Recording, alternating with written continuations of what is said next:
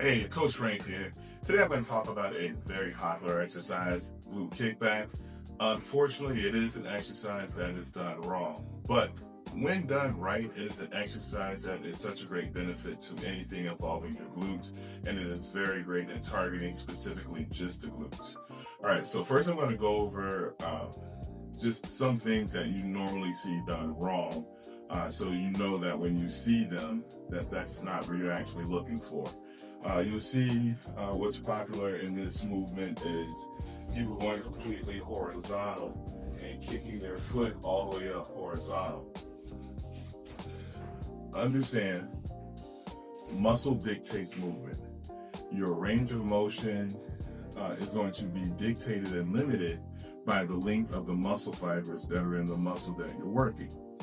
If we're working the glutes, you got to understand the muscle we're working is here. We're doing a single leg kickback, so we're only on this right side of the glutes, correct? Now, when you kick the foot back, that doesn't target the muscle you're actually trying to work. That actually just kicks your foot back. So what you want to do to make sure you are getting the most out of the exercise is, if you're using a cable, today I'm going to use a band. For a lot of my instructions, I will use a band, so you understand that it doesn't matter the attachment. The goal is always the muscle that you're working, all right? So what we want to do always when starting an exercise is tighten up the core. Your core is your number one stabilizer.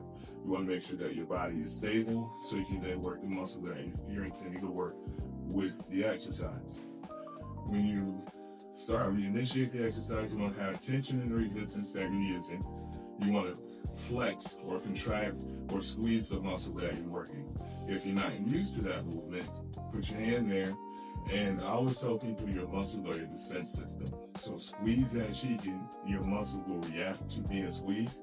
That's your contraction. Now on that, when your muscles contract, that's when the exercise starts. You see how the range of motion is now limited if I'm only using the right side of that glute?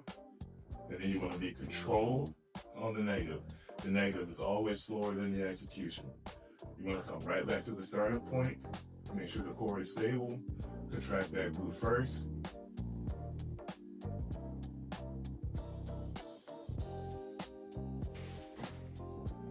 And there you have the glute kickback.